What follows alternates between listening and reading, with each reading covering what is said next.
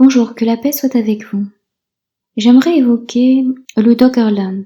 Il s'agit d'une partie de continent que les scientifiques identifient comme un continent en lui-même, mais qui en fait n'est qu'une partie de l'Europe, me semble-t-il, qui se serait effondrée subitement, à la faveur d'un déluge et d'un tremblement de terre au cours des XIVe ou XVe siècles. Alors c'est une supposition évidemment que j'avance, et dans le prolongement d'un autre audio sur le déluge, qui se serait produit à d'autres endroits et dont on trouve des traces un peu partout dans le monde, dont en France.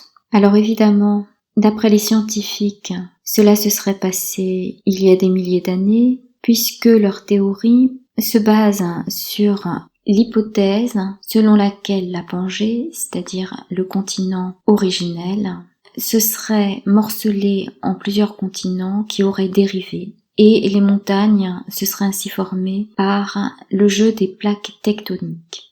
Cependant, dans une conception où la Terre est plate, cette dérive ne tient plus debout. En revanche, l'effondrement de pans entiers de continents à la faveur d'un déluge et de tremblements de terre subites coïnciderait donc à une vision réaliste. En ce qui concerne Doggerland, dont on a tiré le nom du Doggerbank, c'est un banc de sable qu'on a retrouvé dans la mer du Nord.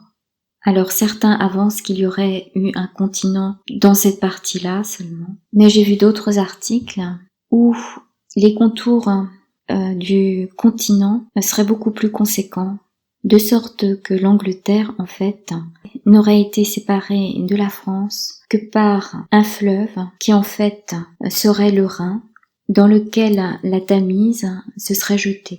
Et donc, je vais mettre des documents dans la description, notamment une vidéo où l'auteur fait une simulation de l'Empire romain de l'époque.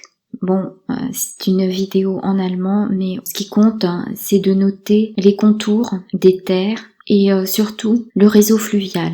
Malheureusement, j'aurais bien voulu y mettre une vidéo que j'ai visionnée, mais qui a été supprimée pour des droits d'auteur, et il est impossible de la retrouver. Il s'agit d'une ville engloutie dans la Manche. C'est une ville portuaire et très bien conservée, ainsi que des artefacts qui, d'après la datation, remonterait à 10 000 ans environ.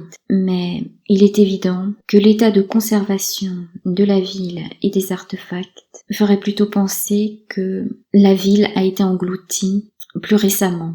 Alors il est dit dans cette vidéo que cette ville s'est subitement effondrée. D'autre part, en ce qui concerne les territoires qui sont plutôt du côté de la mer du Nord, on parle plutôt d'un tsunami pour évoquer l'effondrement sur au moins 100 mètres.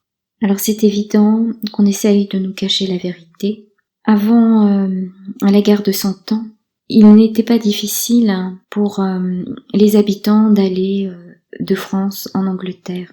Et si l'on imagine la configuration telle que je l'ai présentée, où il suffirait seulement de traverser un fleuve, on comprend mieux les relations très étroites entre la France et l'Angleterre dans ce cas-là. Et la France et l'Angleterre auraient pu former un très grand royaume si, pour des intérêts personnels, on n'avait pas fait valoir une ancienne loi, dénichée de manière opportune, qu'on appelle la loi salique, et qui a retiré aux femmes le droit de succéder sur le trône de France. Et c'est ce qui a été aussi à l'origine des nouvelles guerres de succession, notamment en relation avec Édouard III d'Angleterre.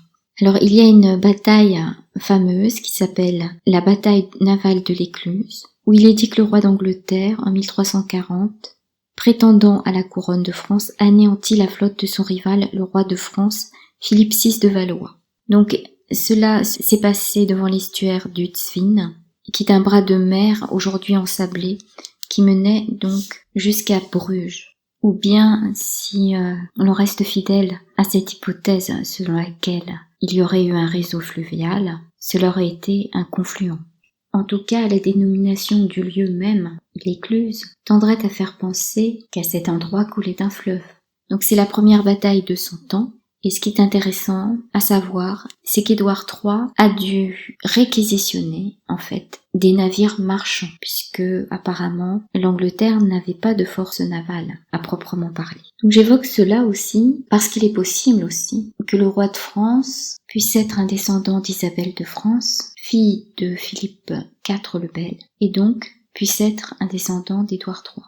Donc si aujourd'hui l'Église d'Angleterre est anglicane, du temps des premiers rois, elle était catholique. J'aimerais lire un passage de l'introduction du 7e tome des Rois maudits quand un roi perd la France. Philippe Auguste, forgeron de l'histoire, commence, autour et au-delà des possessions royales, à sceller réellement l'unité de la patrie. Saint Louis, illuminé par la piété, commence d'établir, autour de la justice royale, l'unité du droit. Philippe le Bel, gouvernant supérieur, commence d'imposer, autour de l'administration royale, l'unité de l'État. Aucun n'eut pour souci premier de plaire, mais celui d'être agissant et efficace. Chacun dut avaler l'amer breuvage de l'impopularité, mais ils furent plus regrettés après leur mort qu'ils n'avaient été de leur vivant, décriés, moqués ou haïs. Et surtout ce qu'ils avaient voulu se mit à exister. Une patrie, une justice, un État. Les fondements définitifs d'une nation. La France, avec ses 3 suprêmes artisans de l'idée française, était sortie du temps des virtualités. Consciente de soi, elle s'affirmait dans le monde occidental comme une réalité indiscutable et rapidement prééminente. 22 millions d'habitants, des frontières bien gardées, une armée rapidement mobilisable, des féodaux maintenus dans l'obéissance, des circonscriptions administratives assez exactement contrôlées, des routes sûres, un commerce actif. Quel autre pays chrétien peut alors se comparer à la France, et lequel ne l'envie pas? Le peuple se plaint, certes, de sentir sur lui une main qu'il juge trop ferme.